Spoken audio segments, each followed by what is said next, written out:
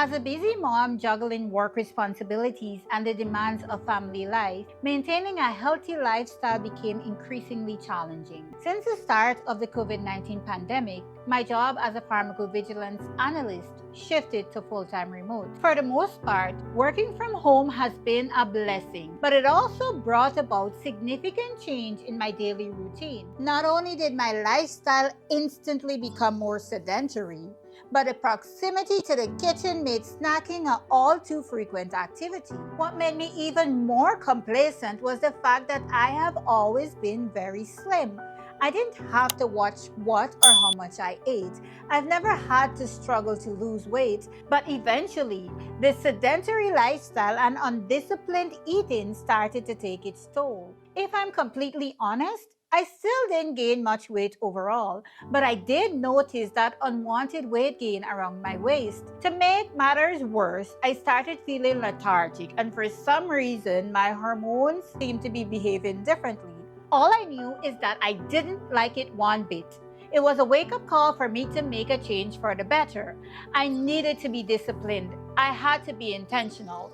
But I really hated the idea of giving up certain foods entirely, and I was struggling to stick to an exercise routine. I wanted something that works, but that wasn't going to be too stressful or demanding. Luckily, my journey towards a healthier lifestyle took an unexpected turn when I decided to explore intermittent fasting. I was actually writing an article for my blog concerning the benefits of breakfast when I stumbled upon an article about intermittent fasting. Despite my medical training and experience, I was still shocked to discover the numerous benefits. Not only was intermittent fasting beneficial for reducing weight and belly fat, but it was also shown to improve metabolic health and increase lifespan. And who wouldn't love to live a few extra years, right? What I found even more enticing was the fact that intermittent fasting improves insulin sensitivity. Let me share this statistic with you. The fact that I'm Black makes me twice as likely to develop diabetes than the average white person. Plus, my grandma has type 2 diabetes, my mom has diabetes, and I have several other relatives with diabetes. That's a lot of family history, which is another risk factor for diabetes. I've had hundreds and hundreds of patients who've suffered and died due to complications of diabetes. Plus, although there is a higher rate of diabetes in men than women like me are usually diagnosed earlier and have a higher risk of severe complications and death from diabetes than men. So I'm definitely trying my very best to stop diabetes from happening to me. I know that I could still end up becoming diabetic, but hey, God grant me the serenity to change the things that I can. By the way, if you know someone who is diabetic, consider gifting them my diabetes guide and logbook. It includes tips for managing diabetes and associated complications. Plus, I've added various logs and trackers, everything you need. It's available on Amazon. I'll leave a link in the description. Anyways, back to my intermittent fasting journey. All I needed to do was restrict my eating to certain times and then fast for the remaining hours of the day. I didn't need to restrict my calories. I didn't need to eliminate certain foods. Just simply eat them all during a specific time period. I knew I could do that. Plus, I already had some experience since I would fast occasionally for religious purposes, and I often skipped breakfast simply because I was too busy with work or my children. But I must point out here that intermittent fasting isn't randomly skipping meals, which is actually not beneficial.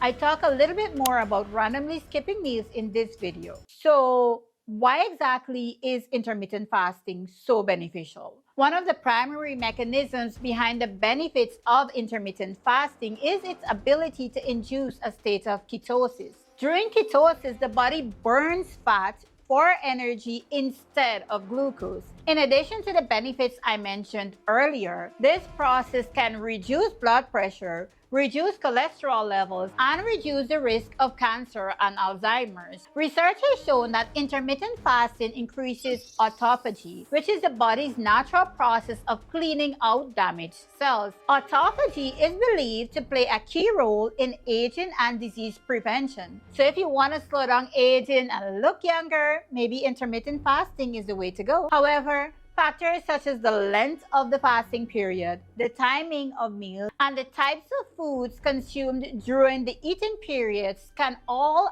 impact the effectiveness of intermittent fasting. Notably, your body usually goes into ketosis after about 12 hours, but for autophagy to happen, you usually should fast for more than 16 hours. So that's why you'll probably hear people referring to different types of intermittent fasting. It's this flexibility that allows it to cater to your specific lifestyle.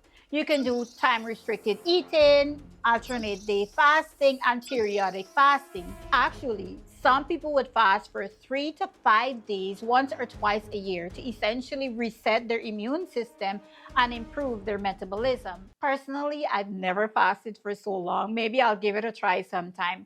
I do time-restricted eating or the 16-18 plan. So essentially, I consume all my daily calories within an 8-hour window and I fast for the remaining 16 hours. I have my first meal for the day after 12 p.m. Although now I find that I can easily go up until 2 p.m. and I still don't feel hungry. Even if I do, it's very mild and it doesn't affect my mood or functioning in any way. Then I try to have my last meal by 8 p.m. This restricted eating window naturally reduced my calorie intake, allowing me to maintain and not increase my weight even though I was less active. Surprisingly, I found that my fasting periods were accompanied by increased mental clarity and sustained energy levels. So it actually improved my productivity.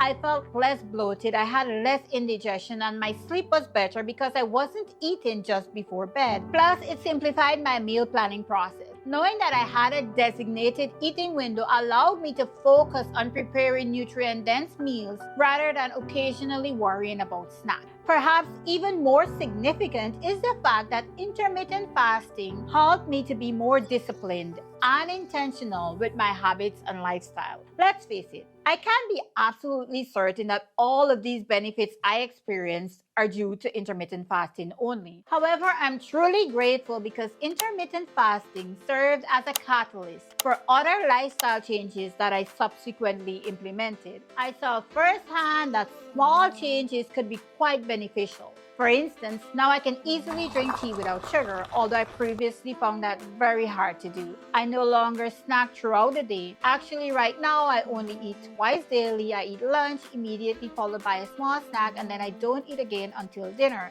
I gradually started opting for healthier snacks and food alternatives, and it didn't all feel overwhelming or sacrificial. So, having done intermittent fasting for the last 2 years, here are some of my best tips. 1. If you're starting out, consider doing less hours and gradually increasing. For instance, maybe you can start with 12 hours and then move to 13 hours or 14 hours. Having small victories will help keep you motivated. Be very intentional with your meals. Remember, it's important not to consume too few calories and to not eliminate entire food groups, since doing this can lead to other health issues.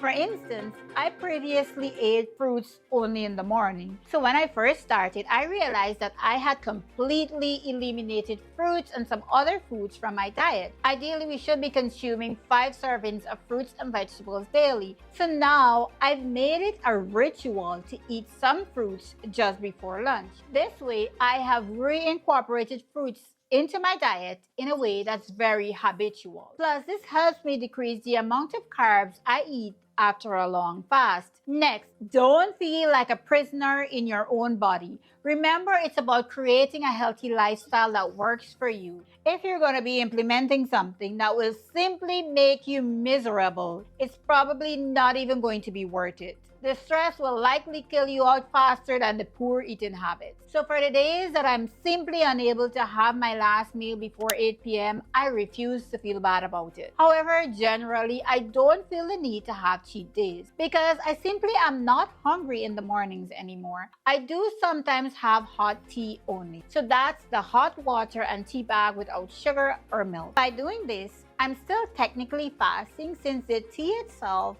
doesn't have calories that will increase my blood sugar level. For those coffee lovers, if you must have your morning coffee, it's best to keep it black without any added ingredients so that it doesn't break your fast until you need to.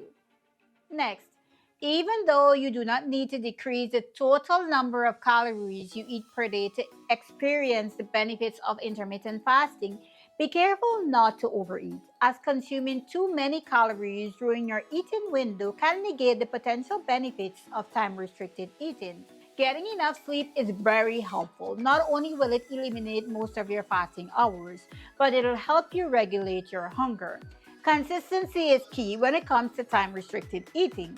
It's important to stick to your chosen eating window as closely as possible. It may be helpful to track your progress and adjust your eating window or nutrient intake as needed. This can help you stay motivated and ensure that you're seeing the desired benefits of time restricted eating. And finally, if you find that eating a healthy breakfast works great for you, then you don't necessarily need to change that.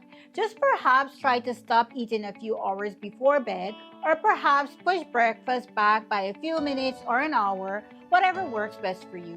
Some individuals may experience hunger episodes, headaches, and fatigue.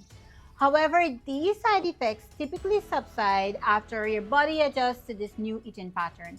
So that's why it's best to have your body adjust by gradually increasing the fasting hours. While intermittent fasting has been a positive experience for me, it's crucial to know that it is not suitable for everyone. For instance, the nutritional needs during pregnancy and breastfeeding are unique, and fasting will not provide adequate nourishment.